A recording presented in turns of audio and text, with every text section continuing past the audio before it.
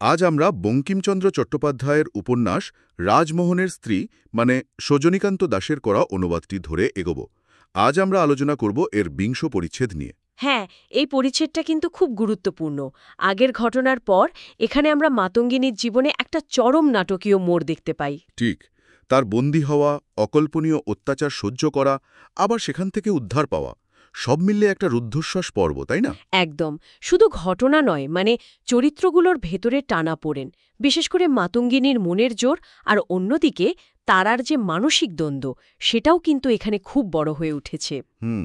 তাহলে আমাদের আজকের আলোচনাটা মূলত এই বিষয়গুলো নিয়েই হবে, মানে মাতঙ্গিনী কিভাবে বাঁচল, তার অভিজ্ঞতাটা ঠিক কী ছিল, আর এর প্রভাব অন্যদের ওপর কিভাবে পড়ল। সেটাই। চলুন তাহলে শুরু করা যাক ওই উদ্ধার দিয়ে। আগের পরিচ্ছেদের শেষে তো মাতঙ্গিনী প্রায় মৃত, তাই না? হ্যাঁ, একদম সংজ্ঞাহীন অবস্থা। এই পরিচ্ছেদের শুরুতেই তো তাকে প্রায় বাঁচিয়ে তোলা হলো। হ্যাঁ, ঘটনাটা ঠিক তাই। তারা আর মাধব খুব গোপনে, প্রায় নিঃশব্দে মাতঙ্গিনীর শরীরটাকে একটা পরিত্যক্ত গোপন কুঠুরিতে নিয়ে আসে। জায়গাটা নিরাপদ ছিল তো? হ্যাঁ, নিরাপদ। সহজে কেউ খুঁজে পাবে না। আসলে অনেক দিন একটা দম বন্ধ করা পরিবেশে ছিল তো সে। বাইরের খোলা বাতাসটা পেয়েই যেন একটু জীবন পেল। আর তার সাথে ছিল তারার সেবা। খুব যত্ন করে সেবা করল। আস্তে আস্তে জ্ঞান ফিরল তাহলে? হ্যাঁ, ধীরে ধীরে। ফ্যাকাশে মুখে একটু যেন রক্তের আভা দেখা দিল। চোখ খুলল মাতঙ্গিনী। এই যে প্রকৃতির ছোঁয়া, মানে খোলা বাতাস, এটাও যেন একটা ভূমিকা নিল না? অবশ্যই। আর তারার সেবা তো ছিলই। খাবার দেওয়া হলো, যদিও সে খেলো খুব সামান্যই, কিন্তু তাতেই যেন একটু শক্তি পেল। ভোরের আলো ফোটার আগেই সে যেন নতুন জীবন ফিরে পেল। আর এই নতুন জীবন পাওয়ার পরেই সে তার ভয়ঙ্কর অভিজ্ঞতার কথা বলতে শুরু করে, তাই তো? ঠিক। তারা যখন ভোরের আলোয় বাইরের দিকে তাকিয়ে আছে, মাতঙ্গিনী খুব আস্তে কিন্তু স্পষ্ট গলায় বলতে শুরু করে তার বন্দী হওয়ার গল্পটা। এই অংশটা পড়লে গায়ে কাঁটা দেয়। কিভাবে তাকে প্রায় জীবন্ত কবর দেওয়ার ব্যবস্থা করা হয়েছিল। হ্যাঁ, আর পুরো ষড়যন্ত্রের মূলে ছিল মথুর ঘোষ, আর কাজে লাগিয়েছিল সুকির মা নামের এক বুড়িকে।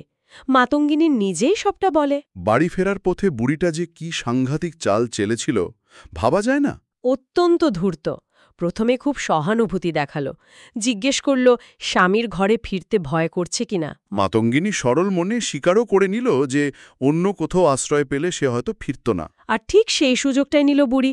বলল তাকে লুকিয়ে রাখবে, যেন মাতঙ্গিনীর মনের কথাটাই বুঝতে পেরেছে সে। কিন্তু মাতঙ্গিনী তো রাজি হয়নি এতে। তার আত্মসম্মান বোধ কিন্তু খুব প্রবল। একদম। সে বুঝতে পারছিল লুকিয়ে থাকা মানেই কুৎসা রটবে। এমনকি বোনের বাড়ি যাওয়ার কথাও ভাবেনি সে। হয়তো তাদের বিপদে ফেলতে চায়নি। তার এই না বলার পরেই বুড়িটা আসল ফাত্তা পাতল, তাই না? হ্যাঁ, মাতঙ্গিনীর দ্বিধা, তার অসহায় অবস্থাটা দেখেই সে আরও মায়া দেখানোর ভান করল। বলল তাকে বাপের বাড়ি পৌঁছে দেবে। খরচের কথাও ভাবতে বারণ করল। বলল সব ব্যবস্থা হয়ে যাবে। হ্যাঁ, বলল বড়গিন্নি মথুরের স্ত্রী নৌকার ব্যবস্থাও করে দেবেন। এটা ছিল পুরোপুরি মিথ্যে কথা, কিন্তু মাতঙ্গিনী তো তখন কৃতজ্ঞতায় প্রায় গলে গেছে। স্বাভাবিক। বিপদে পড়লে মানুষ তো খড়কুটো পেলেও আঁকড়ে ধরে। সে ভাবল, যাক, একজন অন্তত তার কষ্টটা বুঝল। আর এই সরল বিশ্বাসটার সুযোগ নিয়েই তাকে সেই গুদাম ঘরের অন্ধকার কুঠুরিতে নিয়ে যাওয়া হলো। ঘরটার বর্ণনাও বেশ অদ্ভুত, না? অন্ধকার, নির্জন, অথচ ভেতরে কিছু আসবাবপত্র। মনে হচ্ছে যেন আগে থেকেই কেউ থাকার ব্যবস্থা করে রেখেছিল। ঠিক। এই ব্যাপারটা মাতঙ্গিনীকে একটু অবাকও করে। কিন্তু সে কিছু বলার বা বোঝার আগেই বুড়ি ঘর থেকে বেরিয়ে বাইরে থেকে দরজা বন্ধ করে দিল। মানে একেবারে বন্দী। সঙ্গে সঙ্গেই কি মাতঙ্গিনী বুঝতে পারল যে সে ফাঁদে পড়েছে? হ্যাঁ, মুহূর্তের মধ্যে বুঝতে পারল তাকে অপহরণ করা হয়েছে। কিন্তু অবাক করা ব্যাপার হল, সে কিন্তু আতঙ্কে দিশাহারা হয়ে গেল না, বরং খুব তাড়াতাড়ি পরিস্থিতিটা বুঝে নিল আর কি করতে হবে সেটাও ঠিক করে ফেলল। এই মানসিক স্থিরতাটা সত্যিই অসাধারণ। এই স্থিরতা আরও পরিষ্কার হল যখন সন্ধ্যায় মথুর ঘোষ নিজে এলো। তার মতলব তো খুব স্পষ্ট ছিল। সে তো সরাসরি মাতঙ্গিনীকে আত্মসমর্পণ করতে বলল। হ্যাঁ, কিন্তু মাতঙ্গিনীর উত্তর শুনে মথুর বোধহয় আকাশ থেকে পড়েছিল। সে শুধু ঘৃণার সাথে মথুরের প্রস্তাব ফিরিয়েই দিল না, উল্টে তাকে চ্যালেঞ্জ করল। চ্যালেঞ্জ করল কিভাবে? মথুর যখন বলল তোমাকে আমার হইতেই হইবে, মাতঙ্গিনী শটান জবাব দিল, কখনোই না। শুধু তাই না, সে মথুরের দিকে এগিয়ে গিয়ে নিজের লম্বা শরীরটাকে আরও টানটান করে দাঁড়াল। বলল, দেখ, আমার দিকে চাও, আমি নারী হলেও যুবতী, গায়ের জোর তোমার চাইতে আমার কম নয়। ওহ, মানে সরাসরি শারীরিক শক্তির কথা বলছে একজন বন্দী অবস্থায়। হ্যাঁ, প্রায় যেন মারামারি করার হুমকি। সে এটাও বুঝিয়ে দিল যে মথুর যদি তার লোকজন ডাকে সেও ছেড়ে দেবে না। এই জবাবে মথুর যে থতমত খেয়ে গিয়েছিল তাতে কোনো সন্দেহ নেই। সে নিশ্চয়ই ভেবেছিল মাতঙ্গিনী ভয়ে কাঁপবে, কাকুতি মিনতি করবে। টিট একজন মহিলার কাছ থেকে এমন তেজ, বিশেষ করে গায়ের জোরের কথা শুনে তার পুরুষালী অহংকারে খুব লেগেছিল মনে হয়। সে বুঝল একে ভয় দেখিয়ে বা জোর করে কাবু করা যাবে না। তাই সে রাস্তা বদলালো, আরও ভয়ঙ্কর রাস্তা নিল। হ্যাঁ, অত্যন্ত নিষ্ঠুর একটা কৌশল। সে বলল সেই ভয়ঙ্কর কথাটা, তোমার জঠরাগ্নি আমার সাহায্য করবে। তার মানে সে মাতঙ্গিনীকে না খাইয়ে রাখবে, খিদায় দুর্বল করে তাকে বাধ্য করবে আত্মসমর্থন করতে। হ্যাঁ, ভাবল শারীরিক কষ্ট পেলেই মাতঙ্গিনীর মনের জোর ভেঙে যাবে। এটা একরকম মানসিক অত্যাচার শুরু করল সে। কিন্তু মাতঙ্গিনীও তো ছেড়ে দেওয়ার পাত্রী নয়, সেও যেন তৈরি ছিল। একদম। সে মধুরের চ্যালেঞ্জটা নিল আর উল্টে ঘোষণা করল, হ্যাঁ, উপবাসী আমার একমাত্র সহায়। সে ঠিক করল অসম্মান নিয়ে বাঁচার চেয়ে না খেয়ে মরে যাওয়াও ভালো। এটা তো শুধু বাঁচার লড়াই নয়, এটা সম্মানের লড়াই। নিজের শরীরটাকেই সে প্রতিবাদের অস্ত্র বানিয়ে ফেলল। কি সাংঘাতিক মনের জোর! অদিকদিকে মথুরের ওই নিষ্ঠুর প্ল্যান, আর অন্যদিকে মাতঙ্গিনীর আত্মবলিদানের সংকল্প। আর এরপর দিনের পর দিন এই অদ্ভুত লড়াই চলল। মথু রোজ এসে দেখে যায় মাতঙ্গিনী দুর্বল হচ্ছে কিনা। হ্যাঁ, দেখে যায় তার ওষুধ কাজ করছে কিনা। আর মাতঙ্গিনী একটু একটু করে মৃত্যুর দিকে এগোচ্ছে, কিন্তু হার মানছে না। মাধব যখন তাকে খুঁজে পেল তখন সে তো সত্যিই না খেয়ে প্রায় মরার মতো অবস্থা। ভাবা যায় কতদিন ধরে চলেছিল এই অত্যাচার। এখানেই মাতঙ্গিনীর চরিত্রটা ফুটে ওঠে। চরম শারীরিক মানসিক কষ্টের মধ্যেও সে তার সিদ্ধান্ত থেকে একচুল নড়েনি। উপবাসটাকে সে প্রতিবাদের একটা চরম জায়গায় নিয়ে গেছে। এটা মোটেই নিষ্ক্রিয় প্রতিরোধ নয়, বরং আত্মসম্মান বাঁচানোর একটা খুব সক্রিয় লড়াই। ঠিক। উদ্ধারের পর মাতঙ্গিনীর অবস্থা তো খুব দুর্বল ছিল। মাধবকেও ভোর হওয়ার আগেই চলে যেতে হলো। তখন আবার তারার ভূমিকাটা খুব জরুরি হয়ে পড়ল, তাই না? হ্যাঁ, মাধব তো ভবিষ্যতের ব্যবস্থা করে চলে গেল, কিন্তু মাতঙ্গিনীকে তখনই সরানো সম্ভব ছিল না। ঠিক হল সে সন্ধ্যা পর্যন্ত তারার কাছেই লুকিয়ে থাকবে। পরে করুণা এসে তাকে নিয়ে যাবে। আর তারা সারাদিন ধরে মাতঙ্গিনীর দেখাশোনা করল, তাকে লুকিয়ে রাখল। হ্যাঁ, কিন্তু এই সময়টা তারা নিজের জন্যেও যে কি ভীষণ কষ্টের ছিল। এই জায়গাটা খুব গুরুত্বপূর্ণ। একদিকে সে মাতঙ্গিনীকে আশ্রয় দিচ্ছে, সেবা করছে, এটা তার মানবিক দিক। কিন্তু অন্যদিকে সে এটাও জেনে গেছে যে এই ভয়ঙ্কর ষড়যন্ত্রে তার নিজের স্বামী মানে মাধবের ভাই সেও জড়িত। ঠিক, এই জানাটা তাকে ভেতর থেকে শেষ করে দিচ্ছিল। লেখক তো পরিষ্কার লিখেছেন, সেই রজনীর দৃশ্যপটে যাহার যাহার আবির্ভাব হইয়াছিল, এই বিশ্বাস্তা এবং প্রেমময়ী পত্নী তাহাদের মধ্যে যন্ত্রণা ভোগ করিল সর্বাপেক্ষা অধিক। এটা খুবই গভীর একটা কথা। মাতঙ্গিনীর শারীরিক কষ্ট হয়তো আমরা দেখতে পাচ্ছি, কিন্তু তারার মনের যন্ত্রণা, এই যে বিশ্বাস ভাঙার যন্ত্রণা, সেটা হয়তো আরও গভীর। হ্যাঁ, মানে একদিকে স্বামীর জন্য তার ভালোবাসা, তার বিশ্বাস্ততা, আর অন্যদিকে স্বামীর এত নীচ একটা কাজের অংশীদার হওয়ার লজ্জা, কষ্ট, এই দুটো মিলে তাকে একেবারে ছিঁড়ে ফেলছিল। সেই সময় সমাজে একজন স্ত্রীর অসহায়তায় ফুটে উঠছে এখানে।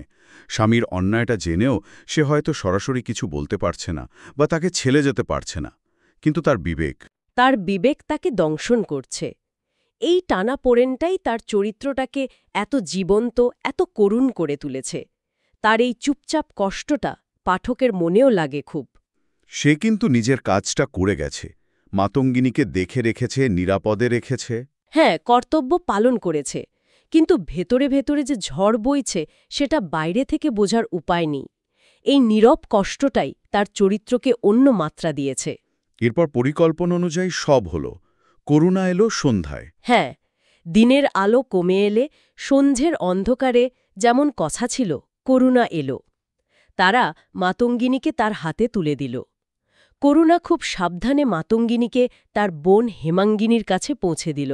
অবশেষে মাতঙ্গিনী একটা নিরাপদ জায়গায় পৌঁছালো, অনেক দুঃখ, অনেক কষ্ট, অনিশ্চয়তার পর। হ্যাঁ, একটা চেনা পরিচিত আশ্রয়। দুই বোনের সেই দেখা হওয়ার মুহূর্তটা নিশ্চয়ই খুব আবেগের ছিল। উপন্যাসে তো বলাই হয়েছে, বহুদিনের দুর্দশা ও দুঃখ ভোগের পর মাতঙ্গিনী হেমাঙ্গিনীকে বুকে চাপিয়া ধরিল। এই দৃশ্যটা যেন ঝড়ের পরে একটু শান্তি। কিন্তু এই শান্তি কি টিকবে? সেখানেই তো প্রশ্নটা। আবেগের প্রথম ধাক্কাটা কাটার পর হেমাঙ্গিনী তো খুব করে বলল মাতঙ্গিনী যেন আর তাকে ছেড়ে না যায়। কিন্তু মাতঙ্গিনীর উত্তরে যেন আবার আশঙ্কার কালো মেঘ। সে দীর্ঘশ্বাস ফেলল, তার চোখে জল। হ্যাঁ, হেমাঙ্গিনী যখন আবার জিজ্ঞেস করল সে কার জন্য তাদের ছেড়ে যেতে চায়, মাতঙ্গিনী বলল বাবার কাছে যাব। এই উত্তরটা শুনে হেমাঙ্গিনীর মনে আবার ভয় ঢুকল। সে বুঝল বোন হয়তো এখানে চিরদিন থাকবে না, তার গন্তব্য হয়তো অন্য কোথাও। আচ্ছা, এই বাবার কাছে যাওয়ার ইচ্ছেটা কি শুধুই ছেলেবেলার আশ্রয়ের টান, নাকি এর পেছনে অন্য কোনো কারণ আছে? বলা মুশকিল। বাবার বাড়ি হয়তো তার কাছে একটা নিরাপদ জায়গার স্মৃতি, কিন্তু এটাও তো সত্যি, সেখান থেকেই তো তার বিয়ে হয়েছিল রাজমোহনের সাথে। সেই জীবনই তো তাকে এই অবস্থায় এনে ফেলেছে। ঠিক, তাই সেই আশ্রয়টা এখন আর কতটা নিরাপদ বা আদৌ আশ্রয় কি না সেটা নিয়ে কিন্তু একটা প্রশ্ন থেকেই যায়। মথুর ঘোষের মতো শত্রুরা তো বাইরে ঘুরছে। তার ফেলে আসা জীবনের বিপদ কি তাকে শান্তিতে থাকতে দেবে? সেটাই। তাহলে এই পরিচ্ছেদটা শেষ হচ্ছে একটা সাময়িক স্বস্তি দিয়ে, কিন্তু ভবিষ্যতের দিকে তাকিয়ে একটা বড় প্রশ্নচিহ্ন রেখে। মাতঙ্গিনী উদ্ধার পেয়েছে, বোনের কাছে আশ্রয় পেয়েছে ঠিকই, কিন্তু তার লড়াই যে এখনো শেষ হয়নি সেটা পরিষ্কার। একদম। এই পরিচ্ছেদে আমরা দেখলাম মাতঙ্গিনীর উপর কি ভয়ঙ্কর অত্যাচার হয়েছে, তার কি অবিশ্বাস্য মনের জোর, আর কিভাবে সে অপ্রত্যাশিতভাবে উদ্ধার পেল। আর তার সাথে সাথে তার চরিত্রটার ভেতরের দ্বন্দ্ব, তার কষ্ট, সেটাও আমাদের ছুঁয়ে গেল। মাতঙ্গিনীর ওই কথাটা, উপবাসী আমার একমাত্র সহায়, এটা শুধু একটা সংলাপ না, এটা তার চরিত্রের দৃঢ়তা, তার প্রতিবাদের একটা চরম রূপ। আর তারা, সে যেন সেই সময়ের সমাজের একজন নারীর অসহায়তা, স্বামীর প্রতি টান, আবার নিজের বিবেকের দংশন, এই সব কিছুর একটা প্রতিচ্ছবি। তার কষ্টটা হয়তো বাইরে থেকে অতটা দেখা যায় না, কিন্তু কম গভীর নয় মোটেও। এই সব কিছুর শেষে মাতঙ্গিনীর বাবার বাড়ি যাওয়ার ইচ্ছেটা আমাদের নতুন করে ভাবায়। সে কি সেখানে গিয়ে নতুন করে বাঁচতে পারবে, নাকি অতীত তাকে তাড়া করবে? একজন মহিলা, বিশেষ করে তখনকার সমাজে, এত ঝড় সামলে এসে কি সত্যিই কোনো নিরাপদ আশ্রয় খুঁজে পাবে? এই প্রশ্নগুলো কিন্তু থেকেই যাচ্ছে। থেকেই যাচ্ছে। আচ্ছা, শেষ করার আগে আরেকটা জিনিস একটু ভাবি। মাতঙ্গিনী যেভাবে প্রতিরোধ করল, না খেয়ে থাকা, মানে অনশন, আপাত দৃষ্টিতে তো এটা একটা নিষ্ক্রিয় প্রতিরোধ মনে হতে পারে। ঠিক। কিন্তু এর মধ্যে দিয়েই তো সে তার সম্মান বাঁচালো, যে তাকে বন্দী করেছিল, তাকে মানসিকভাবে হারিয়ে দিল। তাহলে এটাকে কি আমরা শুধু শারীরিক অক্ষমতার জন্য বেছে নেওয়া পথ বলবো, নাকি এটা তার সম্মান বাঁচানোর একটা অন্যরকম কিন্তু খুব সক্রিয় আর চূড়ান্ত লড়াইয়ের কৌশল? হ্যাঁ, এই ভাবনাটা হয়তো আমাদের সাথে থেকে যাবে, তাই না? কিভাবে দেখব আমরা এই প্রতিরোধকে? ঠিক। এই প্রশ্নটা নিয়েই না হয় আজকের আলোচনা আমরা শেষ করি।